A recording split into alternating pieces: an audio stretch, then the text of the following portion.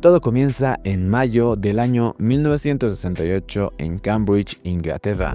Aquí conocemos a Jean Pardee, una enfermera que busca trabajo con el Dr. Edward como directora de laboratorio.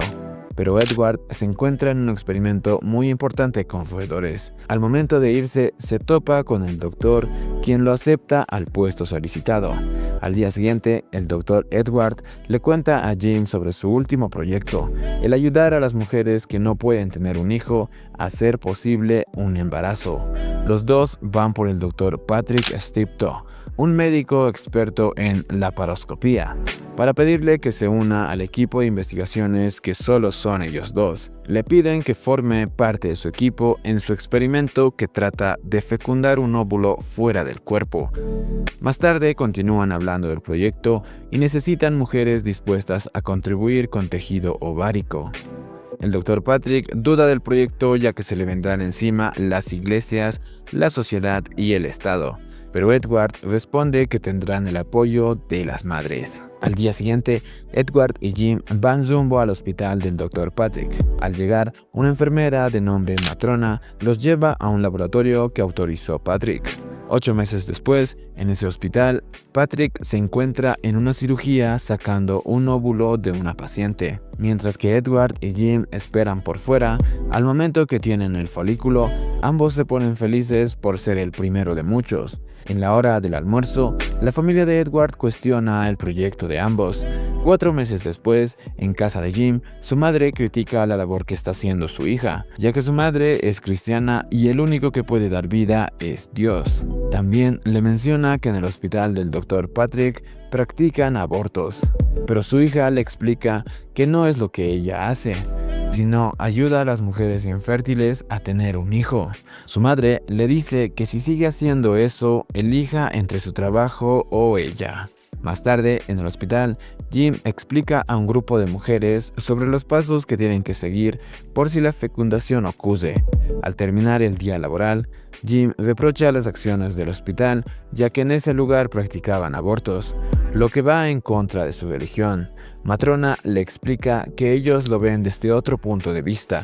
Embarazos productos de violaciones son los que el hospital da elección a las mujeres de tener al bebé o no. Por la noche, a Jim le llega una carta para el Dr. Edward. En ella, una mujer explica que desde hace 8 años ha intentado tener un bebé, pero no pudo quedar embarazada y pide ayuda al equipo de Edward. Mientras tanto, en casa de Patrick, su esposa le pide que se jubile pronto ya que lo ve muy cansado.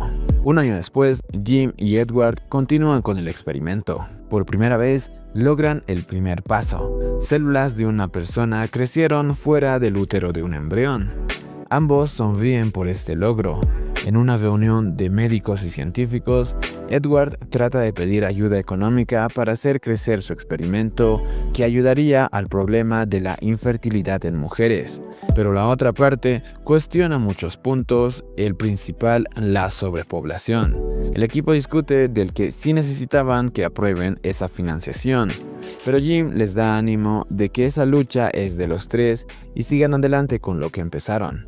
En el laboratorio, otro caso da negativo a su experimento, bajando un poco las ganas de trabajo al equipo.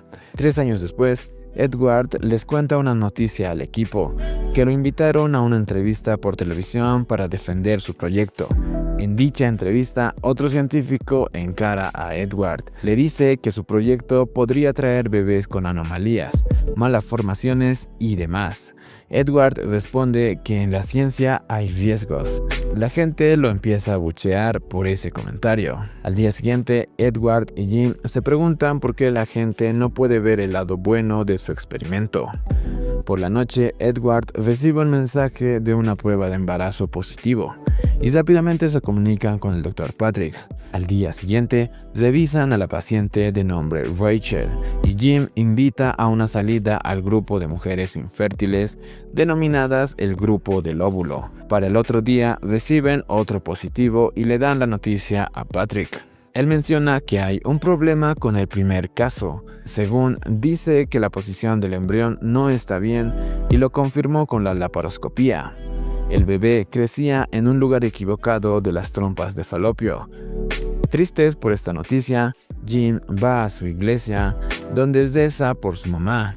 El padre de esa iglesia le pregunta cómo está su madre. Sorprendida un poco por esa pregunta, va rápidamente a su casa. Al llegar donde su madre, ella no le abre las puertas. En el laboratorio, continúan investigando con los embarazos que pasaron. Se dan cuenta que esos embarazos sí pudieron ser posibles, solo que ambos se excedieron con uno de sus pasos. Ambos discuten por lo sucedido y tiran los líquidos que apagaron ese sueño. Jim al día siguiente regresa a su casa y le dice a su mamá que dejó su trabajo. 3 meses después, ella y su madre toman una tarde juntas y de pronto se encuentran con el hermano de Edward. Él le avisa a Jim que el laboratorio de su hermano Edward cerró. Por la noche, Jim va a casa de Edward y le pregunta por qué dejó el proyecto. Él responde que desde ahora se podrá dedicar a su otra pasión, que es la política.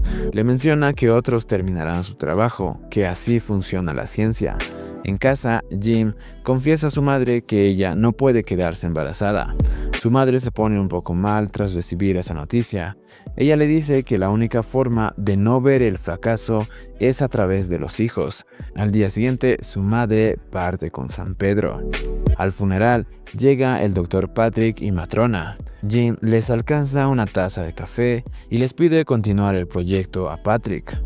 Van donde Edward y discuten las nuevas posibilidades del poder fecundar un óvulo de manera exitosa. 2 años después, en el hospital, Jim les da nuevos pasos que deben seguir a nuevas mujeres infértiles que llegaron a esta nueva fase de su proyecto.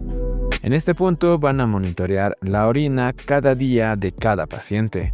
Al consultorio de Patrick llega una pareja, los cuales intentaron por 10 años tener un bebé. Patrick les dice que son la pareja perfecta para esta nueva fase. Entonces se ponen manos a la obra y extraen el folículo.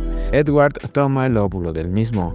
Más tarde, Jim le pregunta a Patrick si ella puede ser candidata, pero Patrick le da la triste noticia de que no, porque al parecer ella tenía cáncer.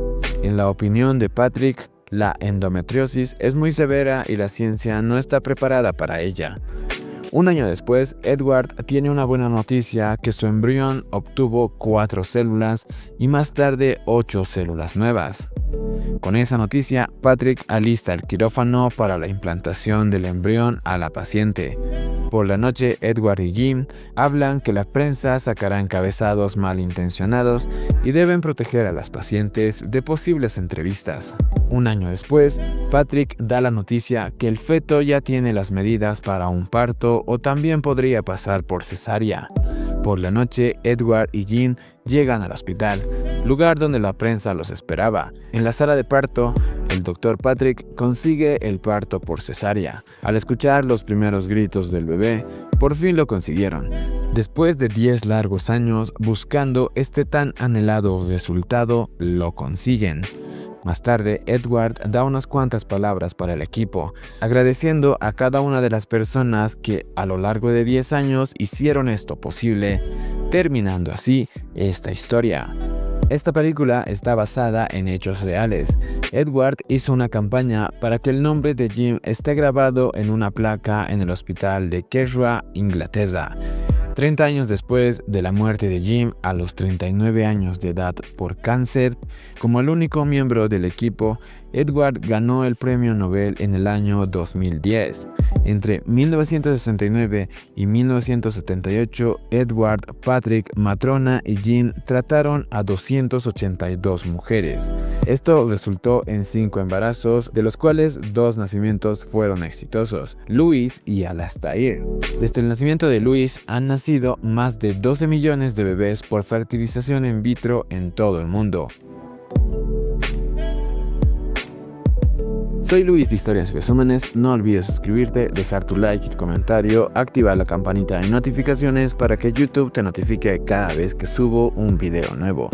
Muchas gracias por el apoyo y nos vemos en un siguiente resumen.